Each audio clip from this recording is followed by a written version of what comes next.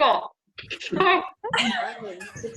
I feel like we're in a low-budget horror movie where every time the bird logs on, one of us dies. This is what I was doing. Wow. Low budget, you mean no budget? Oh. So much money for this bad boy. How's quarantine treating you, Liz? Day Hey, night. hon. Yeah, I'm doing great. So, this is where I've got to in my life. Sanity. But I look forward to seeing your entries for Swan Lake. This is what I will be wearing throughout. That's the link. Oh, okay. Oh, yeah, no. I don't know where my swan costume is. I will build you one, baby. Is that Thursday? Thursday?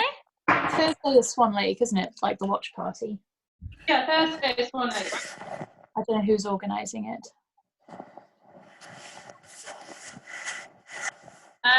I'm happy to nudge it along, but I'm not very good at technology. Hit with the bird costumes. I guess the weekend would make sense when there's more time. There's a lot of stuff going on this weekend, though, or Friday night. What time is the Motley Hue on? Is it America time or our time? I have no idea. I think US time. Okay, so we could do Saturday night.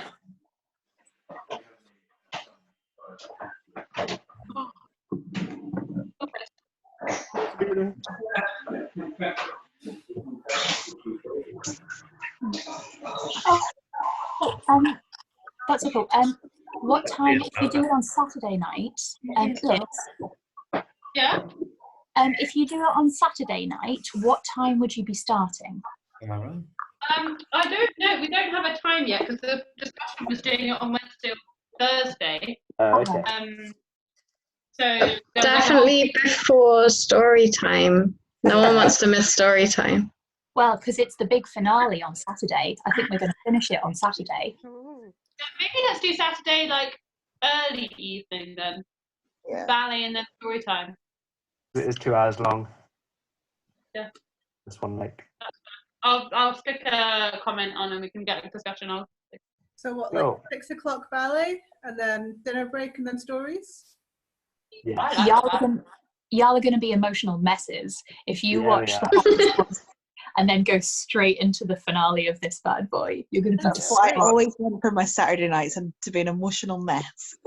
That's how you know you're doing it right. Yeah, exactly. Who's got their camera pointing at their shower? We should have in the hour break Malcolm reading the Frankie and Emma story. Yeah.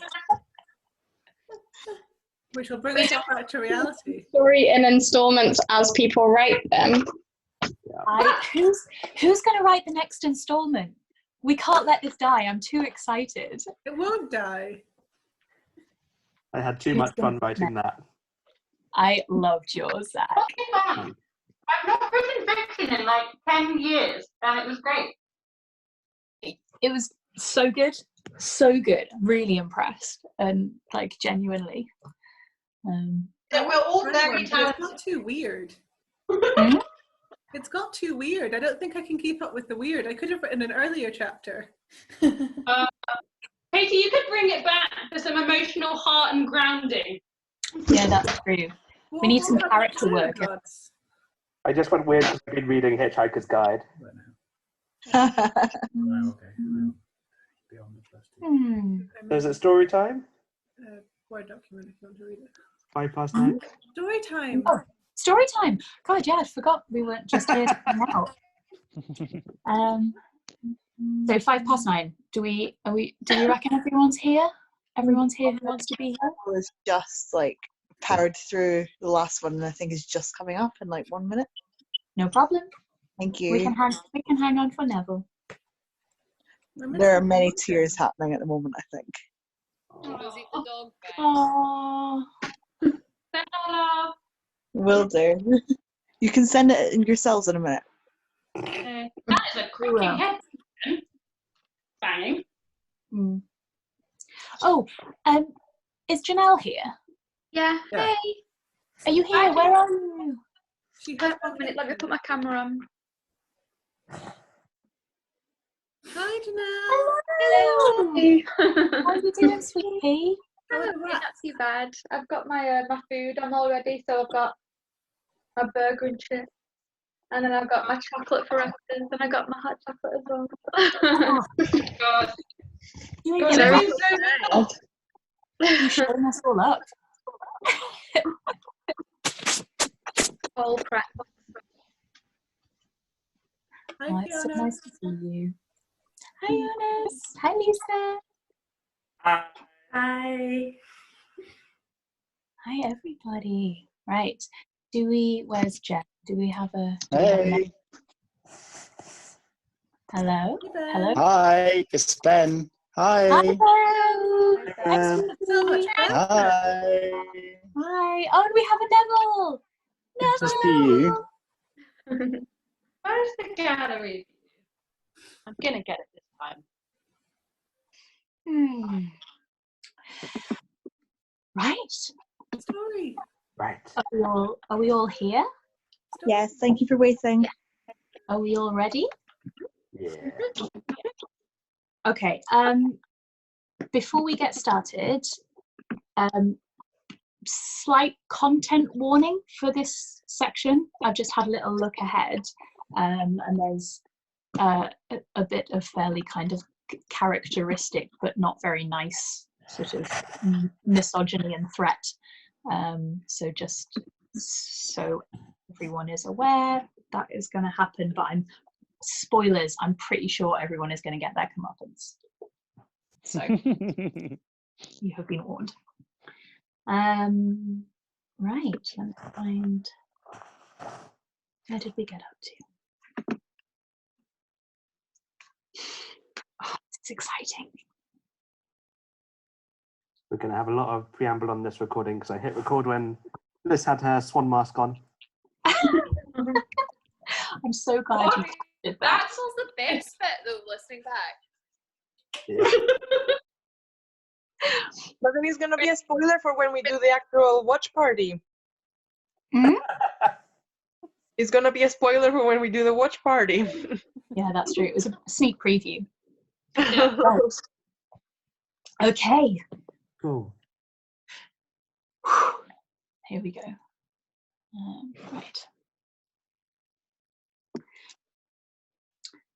Are you all sitting comfortably? Yeah. Then I'll begin. Chapter 22. Friday, March 7th. The gypsies are leaving.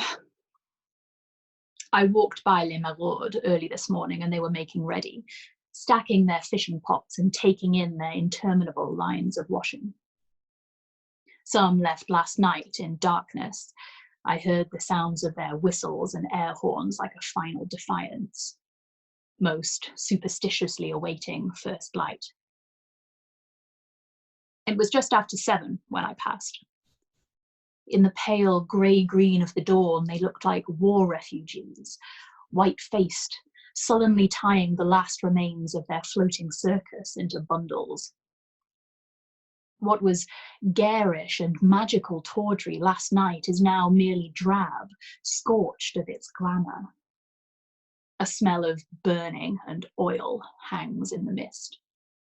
A sound of flapping engines, the hacking of early morning engines. Few even bother to look at me, going about their business with tight mouths and narrowed eyes. No one speaks. I do not see Roux among these stragglers. Perhaps he left with the early crowd. There are maybe 30 boats still left on the river, their bows sagging with the weight of the accumulated baggage. The girl Zizette works alongside the wrecked hulk, transferring unidentifiable pieces of blackened something onto her own boat. A crate of chickens rests precariously on top of a charred mattress and a box of magazines. She flings me a look of hatred, but says nothing. Don't think I feel nothing for these people. There is no personal grudge, mon père, but I have my own congregation to think of. I cannot waste time in unsolicited preaching to strangers to be jeered at and insulted. And yet, I am not unapproachable. Any one of them would be welcome in my church if their contrition were sincere. If they need guidance, they know they can come to me. I slept badly last night. Since the beginning of Lent, I have suffered troubled nights. I often leave my bed in the early hours, hoping to find sleep in the pages of a book, or in the dark, silent streets of Lansquenet, or on the banks of the Tarn. Last night I was more restless than usual, and, knowing I would not sleep, left the house at 11 for an hour's walk along the river. I skirted Les Maraudes and the gypsies' camp, and made my way across the fields and upriver, though the sounds of their activity remained clearly audible behind me. Looking back downriver, I could see campfires on the riverbank, dancing figures outlined in the orange glow.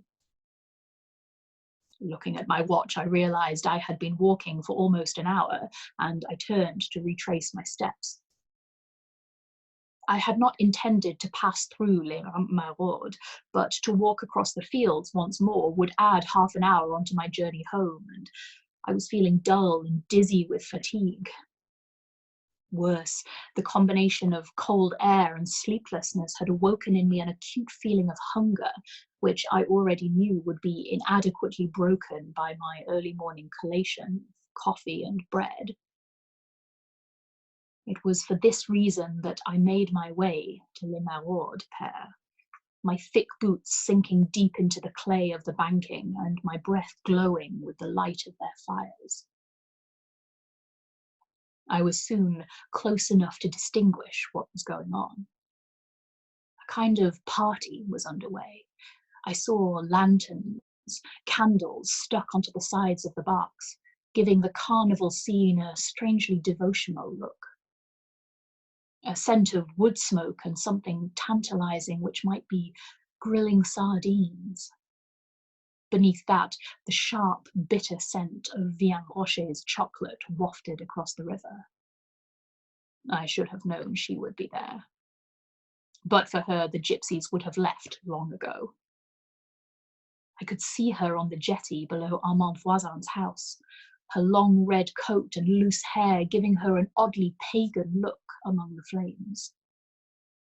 For a second, she turned towards me, and I saw a flare of bluish fire rise from her outstretched hands, a burning something between her fingers lighting the surrounding faces purple. For a moment, I was frozen with terror. Irrational thoughts, arcane sacrifice, devil worship, live burnt offerings to some savage, ancient god leaped within my mind, and I almost fled, stumbling in the thick mud, hands held out to prevent a fall into the tangle of blackthorn bushes which hid me. Then, relief. Relief, understanding, and a searing embarrassment at my own absurdity as she turned back towards me, the flames dying down even as I watched. Mother of God! My knees almost gave way beneath me with the intensity of my reaction. Pancakes. Flambéed pancakes. That was all. I was half laughing now, breathless with hysteria. My stomach ached and I dug my fists into my guts to stop the laughter spilling out. As I watched, she lit another mountain of pancakes and served them deftly from the frying pan, liquid flame running from plate to plate like St. Elmo's fire. Pancakes. This is what they have done to me, père. Hearing things, seeing things which are not there. This is what she has done to me, she and her friends from the river. And yet she looks so innocent. Her face is open, delighted. The sound of her voice across the water, Her laughter mingling with that of the others is alluring, vibrant with humor and affection.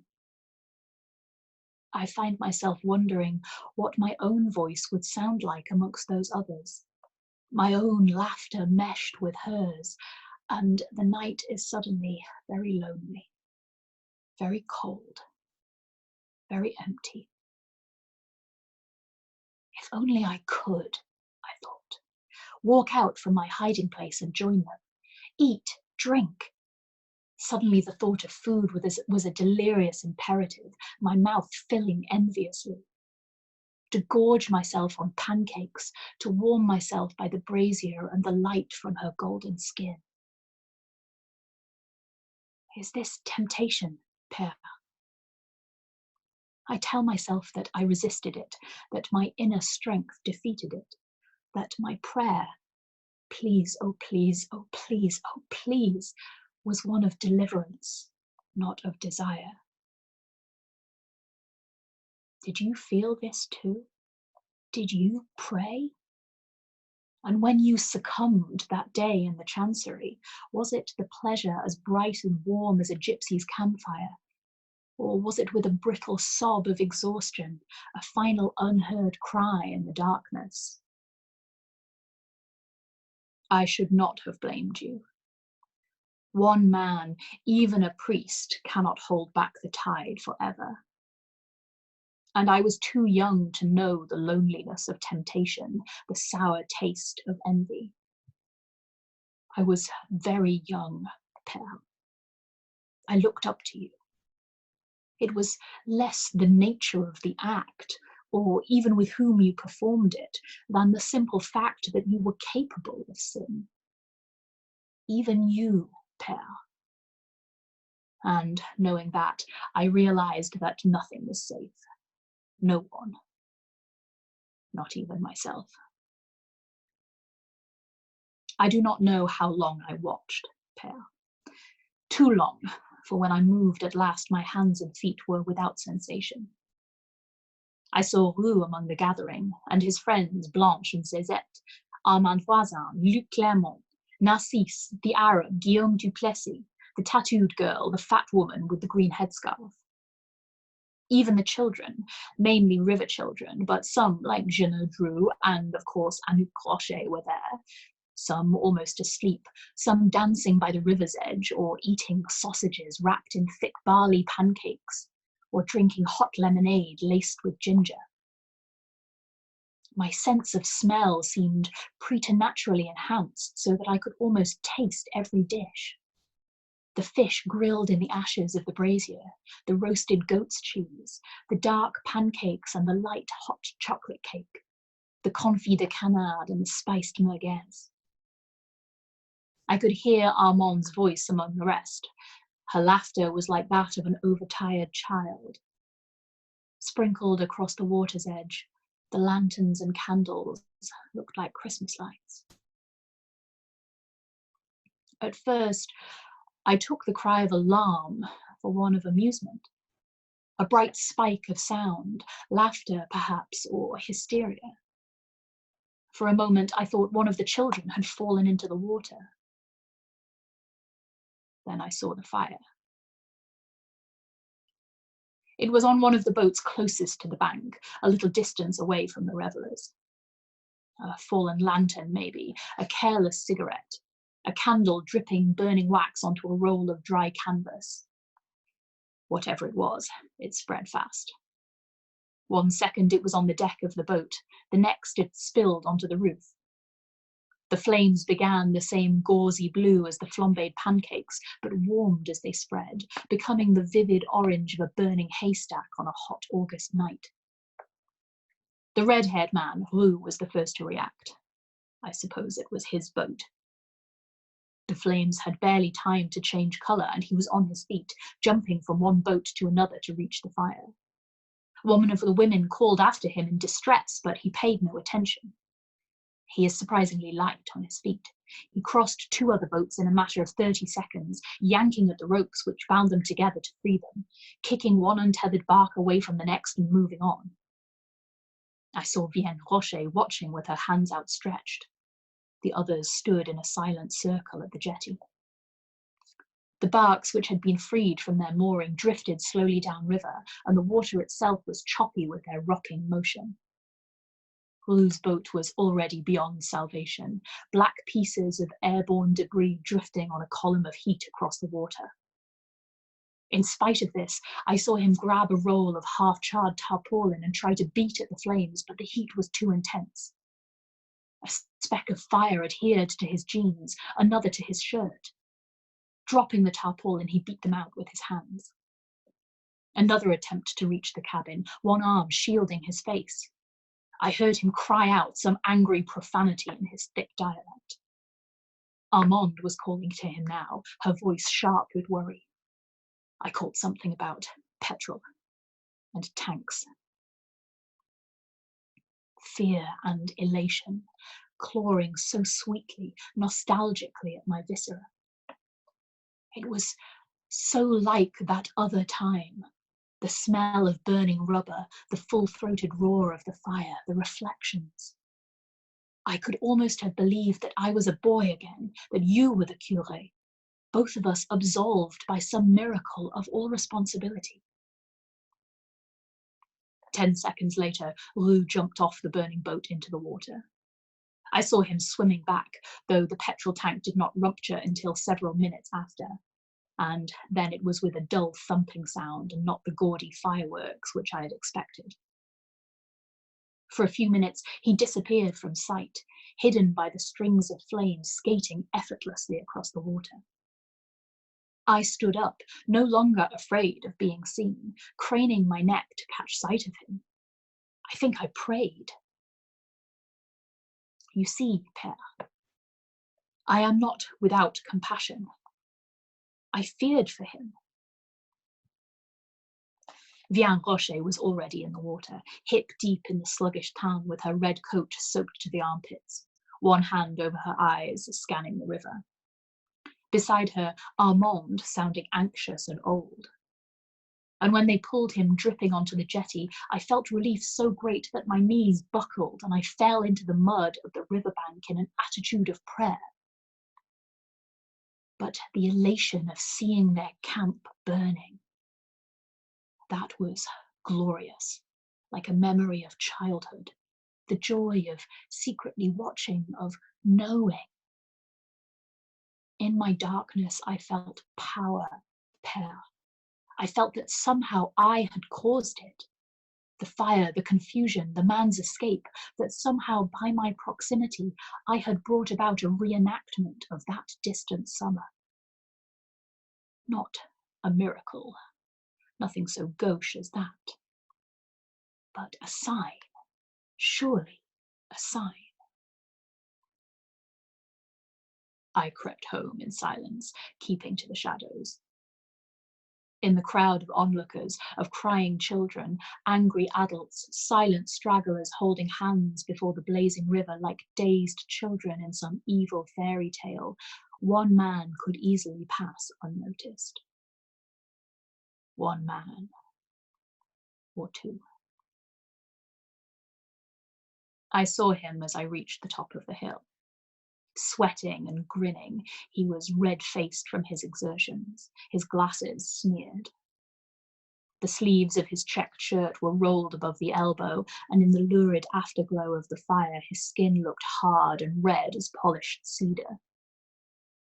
He showed no surprise at my presence, but simply grinned. A foolish, sly grin, like that of a child caught out by an indulgent parent. I noticed that he smelled strongly of petrol. Evening, mon père. I dared not acknowledge him, as if by doing so I should be obliged to admit a responsibility of which silence might absolve me. Instead, I lowered my head, a reluctant conspirator, and hurried on. Behind me, I sensed Muscat watching me, face slickered with sweat and reflections, but when I finally looked back, he had gone. A candle, dripping wax. A cigarette flicked across the water, bouncing into a pile of stovewood. One of their lanterns, the bright paper catching, powdering the deck with embers. Anything could have started it.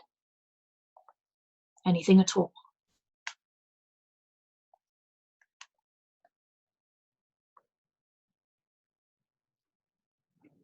Chapter 23.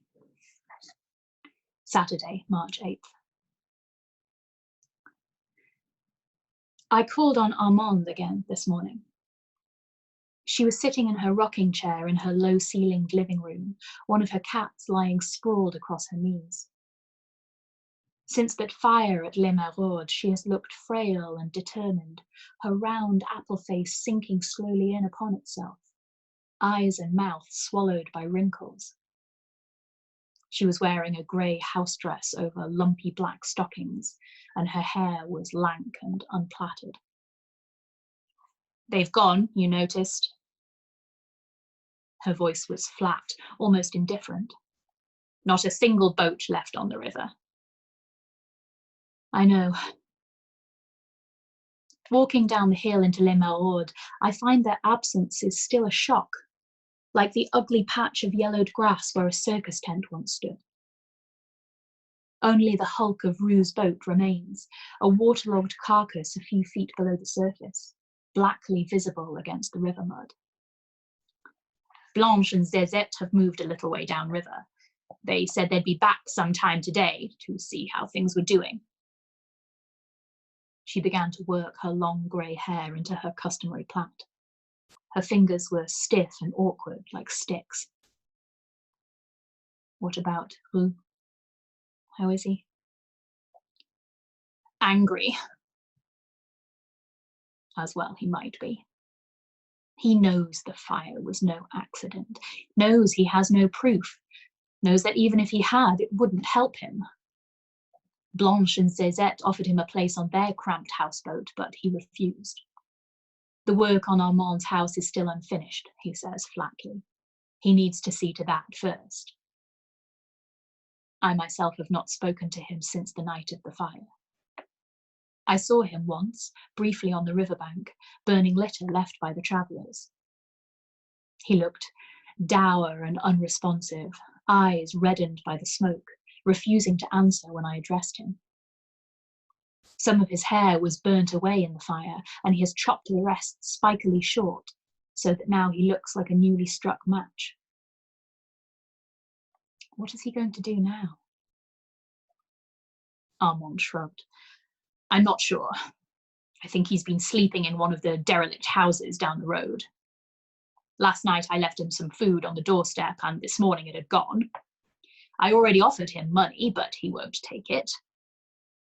She pulled irritably at her finished plait. "Stubborn young fool. What good's all that money to me at my age? Might as well give some of it to him as to the Clermont clan. Knowing them, it'll probably end up in Reynaud's collection box anyway." She made a sound of derision. "Pig-headed, that's what it is. Red-haired men, God save us. You can't tell them anything." She shook her head peevishly. "He stalked off in a temper yesterday, and I haven't seen him since." I smiled in spite of myself. "You're a pair," I told her, "each as stubborn as the other." Armande shot me a look of indignation. "Me?" she exclaimed. "You're comparing me with that carrot-topped, obstreperous—" Laughing, I recanted. "I'll see if I can find him," I told her. I did not find him, though I spent an hour on the banks of the Tarn looking. Even my mother's methods failed to reveal him. I did find where he was sleeping, however, a house not far from Armande's, one of the least run down of the derelicts. The walls are slick with damp, but the top floor seems sound enough, and there is glass in several of the windows. Passing by, I noticed that the door had been forced open, and that a fire had been lit recently in the living room grate. Other signs of occupancy: a roll of charred tarpaulin salvaged from the fire, a stack of driftwood, a few pieces of furniture, presumably left in the house as being of no value.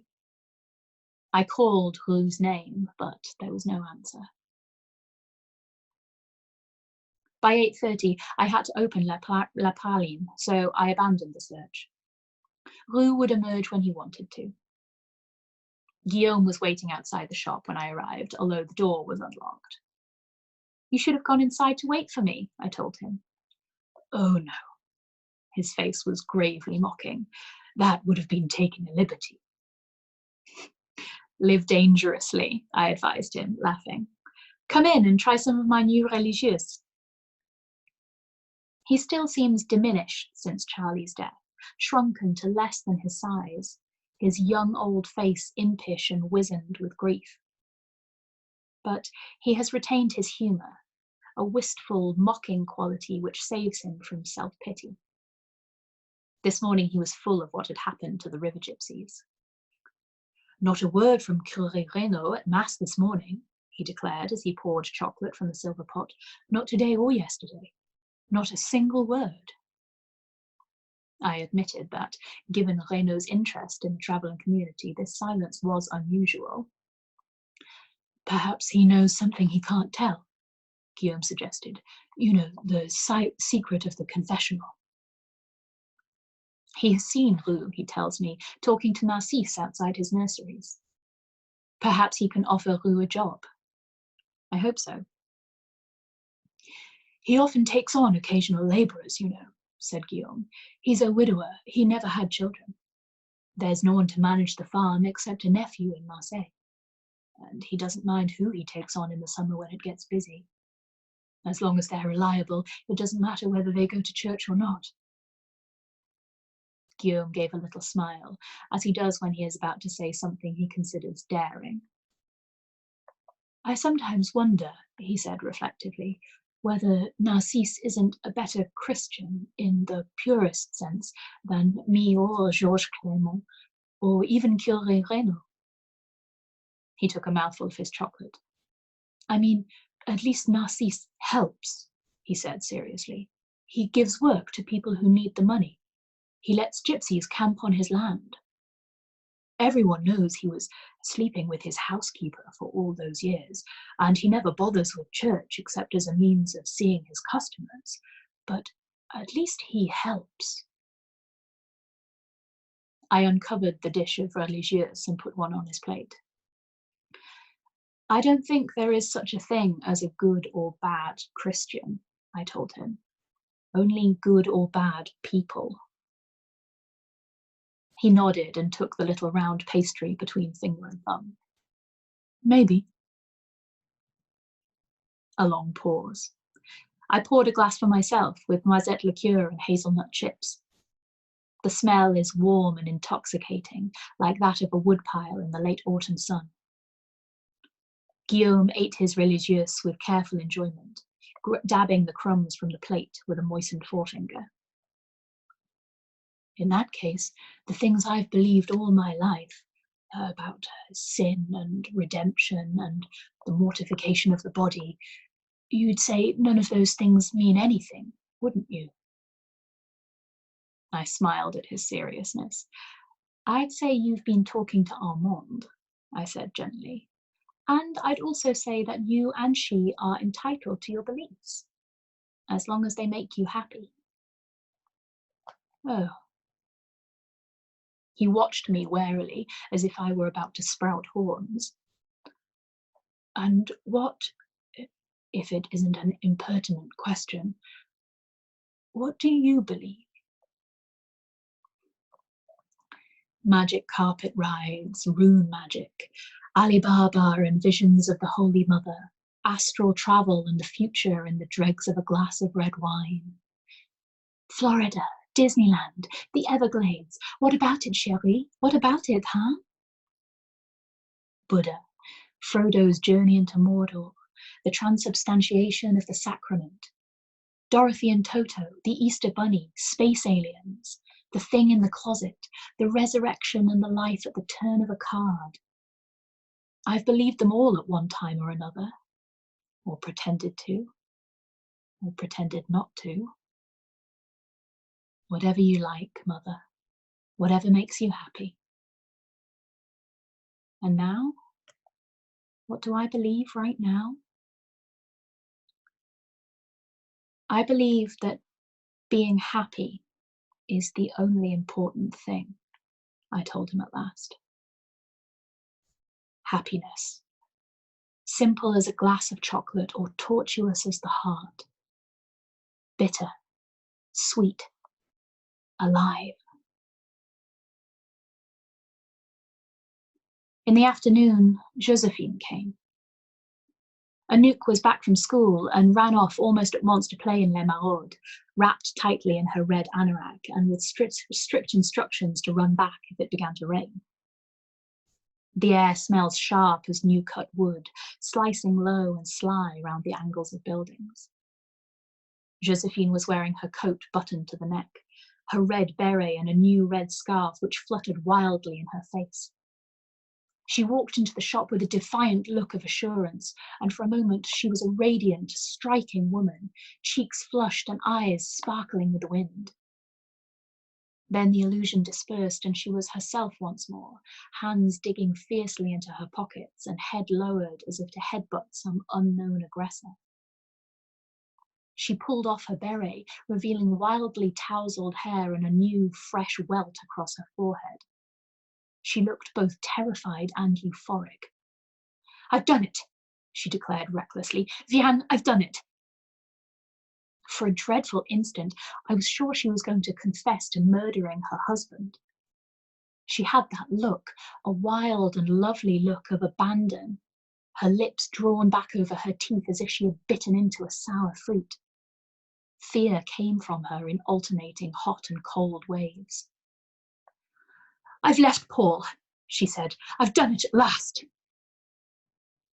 Her eyes were knives. For the first time since we met, I saw Josephine as she was before 10 years of Paul-Marie Muscat made her wan and ungainly. Half mad with fear, but underneath the madness, a sanity which chills the heart. "Does he know yet?" I asked, taking her coat. The pockets were heavy, though not, I thought, with jewellery. Josephine shook her head. "He thinks I'm at the grocer's," she said breathlessly. "We ran out of microwave pizzas. He sent me out to stock up." She gave a smile of almost childish mischief. "And I took some of the housekeeping money," she told me. "He keeps it in a biscuit tin under the bar. 900 francs. Beneath the coat she was wearing a red jumper and a black pleated skirt. It was the first time I could remember her wearing anything but jeans. She glanced at her watch.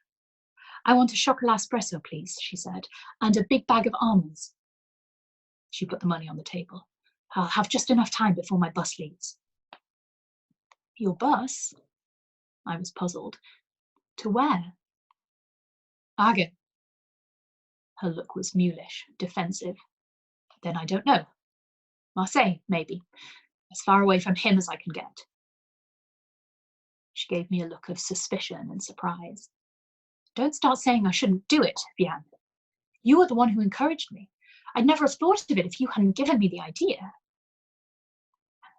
"I know, but..." Her words sounded like an accusation. "You told me I was free." True enough. Free to run, free to take off on the word from a virtual stranger, cut loose like an untethered balloon to drift on the changing winds. The fear was suddenly chill certainty in my heart. Was this the price of my remaining? To send her out in my place? And what choice had I really given her? "But you were safe." I choked out the words with difficulty, seeing my mother's face in hers. To give up her safety in exchange for a little knowledge, a glimpse of an ocean. And what then? The wind always brings us back to the foot of the same wall. A New York cab, a dark alley, a hard frost. "You can't just run away from it all," I said. "I know, I've tried it." "Well, I can't stay in Lansquenet," she snapped, and I could see she was close to tears. "Not with him. Not now." I remember when we lived like that, always moving, always running away. She has her own black man. I can see him in her eyes. He has the unanswerable voice of authority, a specious logic which keeps you frozen, obedient, fearful. To break free from that fear, to run in hope and despair, to run and to find that all the time you were carrying him inside yourself like a malignant child. At the end, Mother knew it. Saw him at every street corner, in the dregs of every cup, smiling from a billboard, watching from behind the wheel of a fast car, getting closer with every beat of the heart. Start running away and you'll be on the run forever, I told her fiercely. Stay with me instead. Stay and fight with me. Josephine looked at me. With you? Her astonishment was almost comic. Why not? I have a spare room, a camp bed. She was already shaking her head, and I subdued an urge to clutch at her, to force her to stay. I knew I could do it. Just for a while, till you find somewhere else, till you find a job. She laughed in a voice tight with hysteria. A job? What can I do? Apart from clean and cook and wipe ashtrays and pull pints and dig the garden and screw my husband every Friday night. She was laughing harder now, grabbing at her stomach. I tried to take her arm. Josephine, I'm serious. You'll find something. You don't have to. You should see him sometimes. She was still laughing, each word a bitter bullet, her voice metallic with self-loathing. The pig in heat. The fat, hairy porker. Then she was crying with the same hard, rattling sounds as her laughter, eyes squeezed shut and hands pressing against her cheeks as if to prevent some inner explosion. I waited. And when it was over, he'd turn away and I'd hear him snoring. And in the morning I'd try. Her face contorted, her mouth twisting to form the words. I'd try to shake his stink out of the sheets.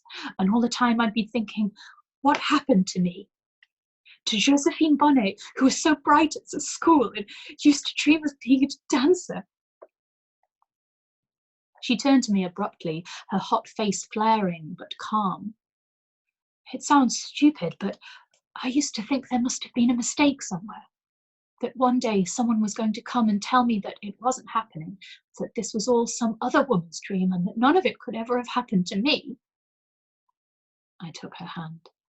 It was cold and trembling. One of her nails was torn down to the quick and there was blood grimed into the palm.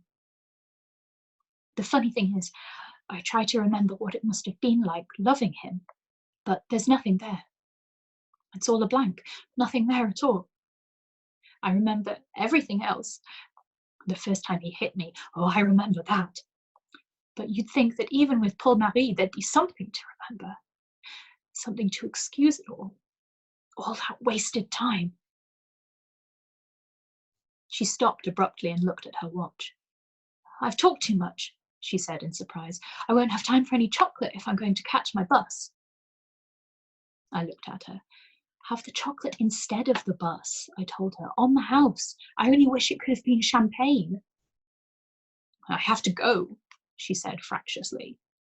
Her fists dug repeatedly into her stomach.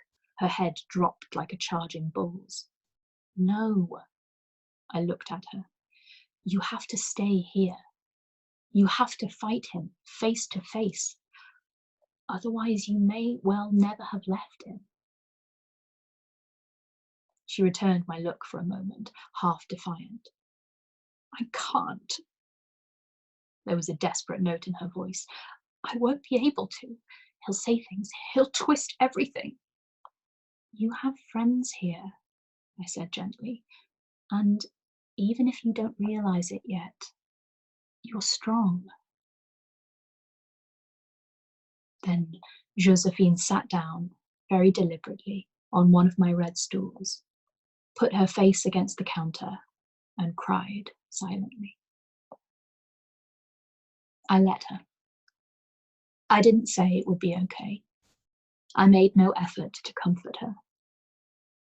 Sometimes it's better to leave things as they are, to let grief take its course.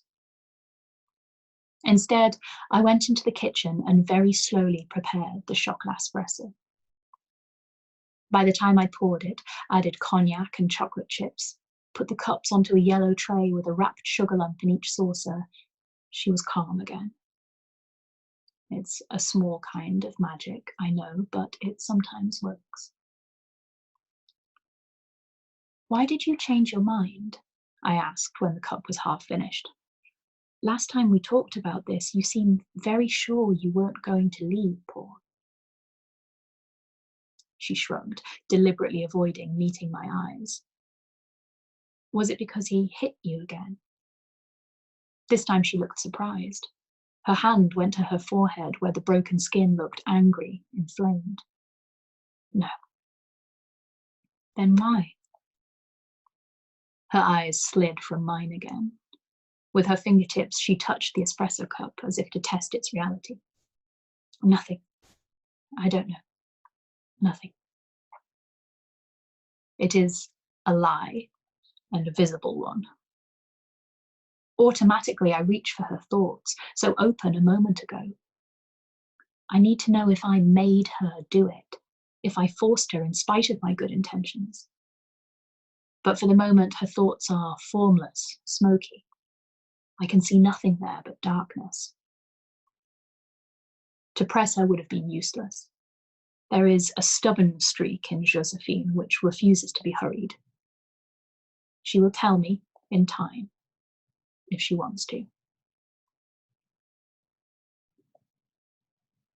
It was evening before Muscat came looking for her. By then we had made up her bed in Anouk's room. For the moment, Anouk will sleep on the camp bed beside me. She takes Josephine's arrival in her stride, as she accepts so many other things. I knew a momentary pang for my daughter, for the first room of her own she had ever had, but promised it would not be for long. I have an idea, I told her. Perhaps we could have the attic space beneath the roof made into a room just for you, with a ladder to climb up and a trapdoor above it, and little round windows cut into the roof. Would you like that? It is a dangerous, beguiling notion. It suggests we are going to stay here a long time. Could I see the stars from up there? Asked Anouk eagerly. Of course. Good, said Anouk, and bounced upstairs to tell Pantouf. We sat down to table in the cramped kitchen. The table was left from the shop's bakery days, a massive piece of rough-cut pine cross-hatched with knife scars into which veins of ancient dough, dried to the consistency of cement, have worked to produce a smooth, marbly finish. The plates are mismatched, one green, one white, Anouk's flowered. The glasses, too, are all different, one tall, one short, one which still bears the label Moutarde Amour. And yet, this is the first time we have really owned such things. We used hotel crockery, plastic knives and forks. Even in Nice, where we lived for over a year, the furnishings were borrowed, leased with the shop. The novelty of possession is still an exotic thing to us, a precious thing, intoxicating. I envy the table its scars, the scorch marks caused by the hot bread tins. I envy its calm sense of time, and I wish I could say, I did this 5 years ago. I made this mark, this ring caused by a wet coffee cup, this cigarette burn, this ladder of cuts against the wood's coarse grain. This is where Anouk carved her initials the year she was 6 years old, the secret place behind the table leg. I did this on a warm day 7 summers ago with the carving knife. Do you remember? Do you remember the summer the river ran dry? Do you remember? I envy the table's calm sense of place. It has been here a long time. It belongs. Josephine helped me prepare dinner. A salad of green beans and tomatoes in spiced oil, red and black olives from the Thursday market stall, walnut bread, fresh basil from Narcisse, goat's cheese, red wine from Bordeaux. We talked as we ate, but not about Paul-Marie Muscat. Instead, I told her about us, Anouk and I, of the places we had seen, of the chocolaterie in Nice, of our time in New York just after Anouk was born, and of the times before. of Paris, of Naples, of all the stopping places Mother and I had made into temporary homes in our long flight across the world. Tonight I wanted to recall only the bright things, the funny, the good things. There are too many sad thoughts in the air already. I put a white candle on the table to clear bad influences, and its scent is nostalgic, comforting. I remembered for Josephine the little can at Orc, the Pantheon, the Place des Artistes, the lovely avenue of Unter der Linden, the Jersey ferry, Viennese pastries eaten in their hot papers on the street, the seafront at Juan-le-Pin, dancing in the streets in San Pedro. I watched her face lose a little of its set expression. I remembered how Mother sold a donkey to a farmer in a village near Rivoli, and how the creature kept finding us again, time after time, almost as far as Milan. Then the story of the flower sellers in Lisbon, and how we left that city in a refrigerated florist's van which delivered us half frozen 4 hours later by the hot white docks at Porto. She began to smile, then to laugh. There were times when we had money, Mother and I, and Europe was sunny and full of promise. I remembered them tonight, the Arab gentleman in the white limousine who serenaded Mother that day in San Remo. How we laughed and how happy she was, and how long we lived afterwards on the money he gave us. You've seen so much. Her voice was envious and a little awed. And you're still so young. I'm nearly the same age as you. She shook her head. I'm 1,000 years old. She gave a smile which was both sweet and wistful. I'd like to be an adventurer, she said, to follow the sun with nothing but a single suitcase, to have no idea at all of where I might be tomorrow. Believe me, I told her gently, you get tired. And after a while, everywhere starts to look the same.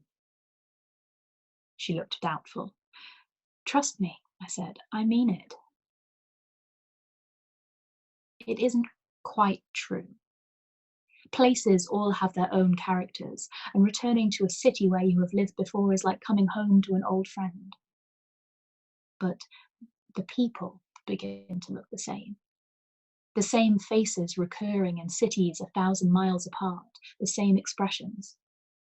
The flat, hostile stare of the official, the curious look of the peasant, the dull, unsurprised faces of the tourists. The same lovers, mothers, beggars, cripples, vendors, joggers, children, policemen, taxi drivers, pimps. After a while, one begins to feel slightly paranoid, as if these people were secretly following from one town to another, changing clothes and faces but remaining essentially unchanged, going about their dull business with half an eye slyly cocked at us, the intruders. At first, one feels a kind of superiority. We are a race apart, we the travellers. We have seen, experienced so much more than they, content to run out their sad lives in an endless round of sleep, work, sleep, to tend their neat gardens, their identical suburban houses, their small dreams. We hold them a little in contempt. Then, after a while, comes envy. The first time it is almost funny, a sharp, sudden sting which subsides nearly straight away. A woman in a park, bending over a child in a pushchair, both faces lit by something which is not the sun. Then comes the second time, the third. 2 young people on the seafront, arms intertwined. A group of office girls on their lunch break, giggling over coffee and croissants. Before long, it is an almost constant ache. No, places do not lose their identity, however far one travels. It is the heart which begins to erode after a time. The face in the hotel mirror seems blurred some mornings, as if by too many casual looks. By 10, the sheets will be laundered, the carpets swept. The names on the hotel registers change as we pass. We leave no trace as we pass on. Ghost-like, we cast no shadow. I was roused from my thoughts by the imperious knocking at the front door. Josephine half stood, fear starting in her eyes, both fists clenched against her ribs. It was what we had been waiting for. The meal, the conversation, merely a pretense of normality. I stood up. It's okay, I told her. I won't let him in. Her eyes were glazed with fear. I'm not talking to him, she said in a low voice. I can't. You may have to, I answered, but it's all right. He can't walk through walls. She gave a shaky smile. I don't even want to hear his voice, she said. You don't know what he's like. He'll say... I began to move towards the unlit shop area. I know exactly what he's like, I said firmly, and whatever you might think, he isn't unique. The advantage of travel is after a while you begin to realize that wherever you go, most people aren't really all that much different. I just hate scenes, murmured Josephine quietly as I put on the shop lights. And I hate shouting. Soon be over, I said as the hammering began again. Anouk, can you make some chocolate? The door is on a safety chain. I put it on when we arrived, being used to city security, though there was never a need for it until now. In the slice of light from the shop, Muscat's face is congested with rage. Is my wife here? His voice is thick and beery, his breath foul. Yes? There is no reason for subterfuge. Better have it out now and show him where he stands. I'm afraid she has left you, Monsieur Muscat. I offered to let her sleep here for a few nights until things are sorted out. It seemed the best thing to do. I tried to make my voice neutral, polite. I know his type. We met it 1,000 times, Mother and I, in 1,000 places. He gapes at me in stupefaction. Then the mean intelligence in his eyes takes over, his gaze narrowed, his hands open to show that he is harmless, bewildered, ready to be amused. For a moment he seems almost charming. Then he takes a step closer towards the door. I can smell the rankness of his breath, like beer and smoke and sour anger. Madame Rocher, his voice is soft, almost appealing. I want you to tell that fat cow of mine to get her ass out of there right now, or I'll be in to get her. And if you get in my way, you bra-burning bitch. He rattles at the door. Take the chain off. He is smiling, wheedling, his rage burning from him with a faint chemical stink. I said, take the fucking chain off before I kick it off. His voice is womanish in anger. His squeal sounds like that of an angry pig. Very slowly, I explain the situation to him. He swears and shrieks his frustration. He kicks at the door several times, making the hinges wince. If you break into my house, Monsieur Muscat, I tell him evenly, I'll assume you're a dangerous intruder. I keep a can of contre-attaque in my kitchen drawer, which I used to carry when I lived in Paris. I've tried it once or twice. It's very effective. The threat calms him. I suspect he believes he alone has the right to make threats. You don't understand, he whines. She's my wife. I care for her. I don't know what she's been telling you, but what she's been telling me doesn't matter, monsieur. The decision is hers. If I were you, I'd stop making an exhibition of myself and go home. Fuck that. His mouth is so close to the door that his spittle peppers me with hot, foul shrapnel. This is your fault, you bitch. You started filling her head with all this emancipation bullshit. He mimics Josephine's voice in a savage falsetto. Oh, it was all, Vianne says this and Vianne says that. Let me talk to her for just 1 minute and we'll see what she says for a change. I don't think that's... It's all right. Josephine has come up behind me, softly, a cup of chocolate held between her folded hands as if to warm them. I have to talk to him or he'll never go away. I look at her. She is calmer, her eyes clear. I nod. Okay. I step aside and Josephine goes to the door. Muscat begins to talk, but she cuts him short, her voice surprisingly sharp and even. Paul, just listen to me. Her tone slices through his blustering, silencing him mid-phrase. Go away. I've nothing more to say to you. All right? She is shaking, but her voice is calm and level. I feel a sudden rush of pride for her and give her arm a reassuring squeeze. Muscat is silent for a moment. Then the wheedling tone returns to his voice, though I can still hear the rage behind it, like the buzz of interference on a distant radio signal. Jose, he says softly, this is stupid. Just come out and we can talk about it properly. You're my wife, Jose. Doesn't that deserve at least another try? She shakes her head. Too late, Paul, she tells him in a tone of finality. I'm sorry. Then she shuts the door very gently, very firmly. And though he hammered on it for several minutes longer, swearing and cajoling and threatening by turns, even weeping as he became maudlin and began to believe his own fiction, we did not answer it again. At midnight, I heard him shouting outside, and a clod of earth hit the window with a dull thumping sound, leaving a smear of clay across the clear glass. I stood up to see what was happening and saw Muscat like a squat, malevolent goblin in the square below, his hands thrust deep into his pockets so that I could see the soft roll of his stomach above the waistband of his trousers.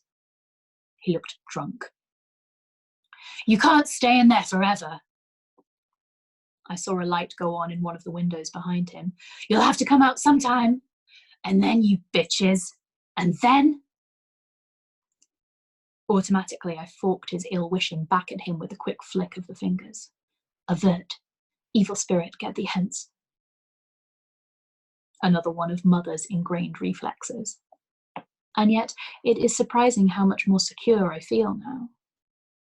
I lay calm and awake for a long time after that, listening to my daughter's soft breathing and watching the random shifting shapes of moonlight through the leaves. I think I tried scrying again, looking in the moving patterns for a sign, a word of reassurance. At night, such things are easier to believe, with the black man standing watch outside and the weather vane shrilling cree-cree at the top of the church tower.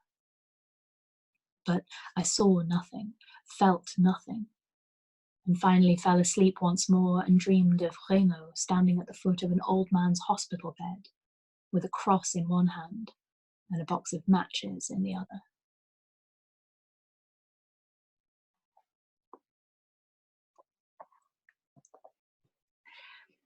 End of the chapter. Yay, thanks, Frankie. Thank you. How are we all doing? That was emotionally turbulent. It was. Yeah. That is the word. Christmas tree? What's that? Is that a Christmas tree at Kitty and Rory's? Because I took mine out the first time last week, and I'm really glad someone else's was there. Yeah. I can't pick up that. The audio's coming out really badly. Who's this?